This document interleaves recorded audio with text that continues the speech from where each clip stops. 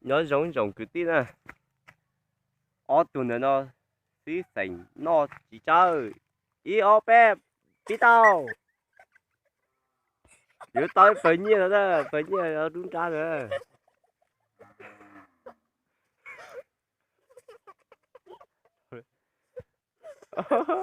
ô chết cửa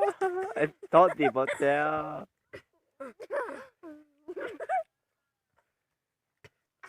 chưa chưa là tiểu dây đó thì tao cậu cho riêng con đó cửa cái cửa cái cửa đi bỏ theo cái cửa cái cửa chú chó chú lên chú dây ơi chú được đỡ dây ơi chú tao còn ta đã mà thôi nhớ ô đỡ dây ơi chặt tèo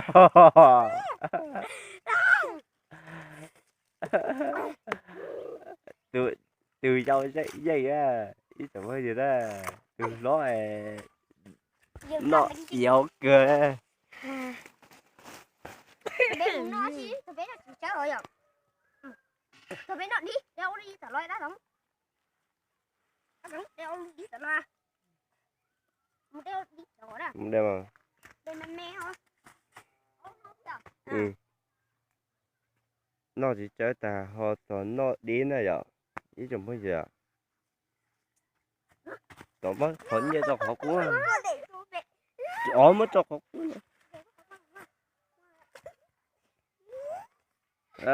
cho các sĩ sĩ nó đi đó là mất tốt để cho cái đít đít bốn thì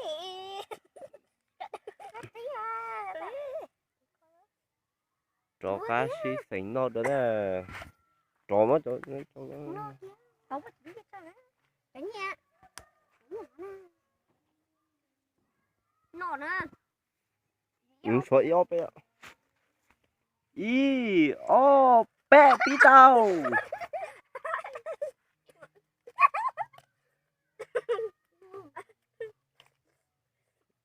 ô nó mình tạc tà ơi trở nên tự nhiên đó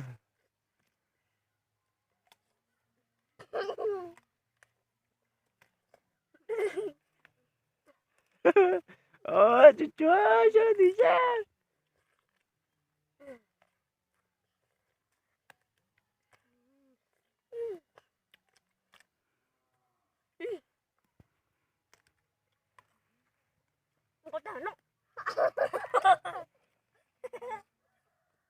chúa đó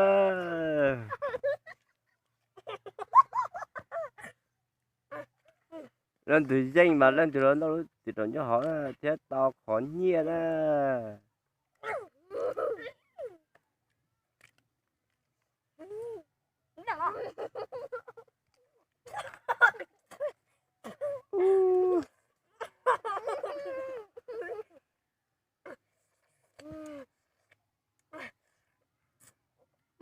sẽ nói là từ mà hụt đá ta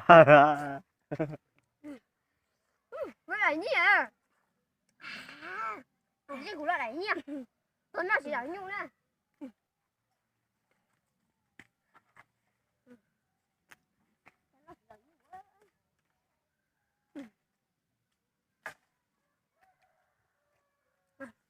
có cá thế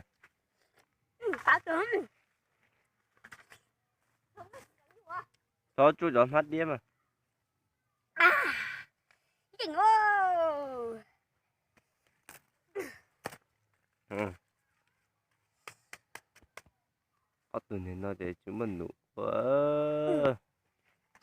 nó chỉ chơi ta nó đi ta nó tí nó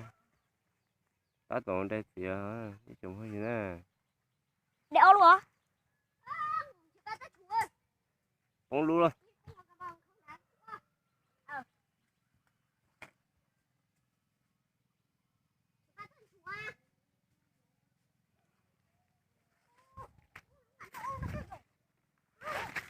đây phải tỏ lúc này cú thế cú nó ít lu nó xí sợ cú bỏ ít lu nhau nó nè ôi yo tám một khởi luôn động ngay Đó. Mới luôn nghe. Bé nó chỉ xe pet nữa. Đó thì nó chạy mà ít ra của chỗ lên thì đã chỉ cho lên thì nó à. Nó chỉ xe pet nè. Chúa mà nó chỉ chúa. Đi ô pe.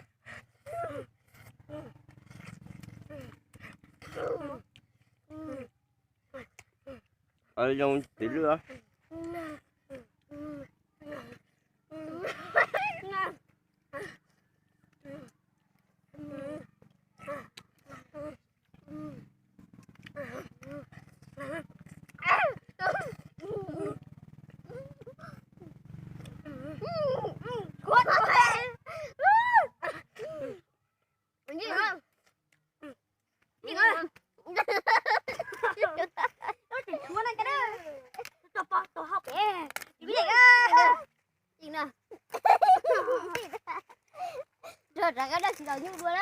Để ra video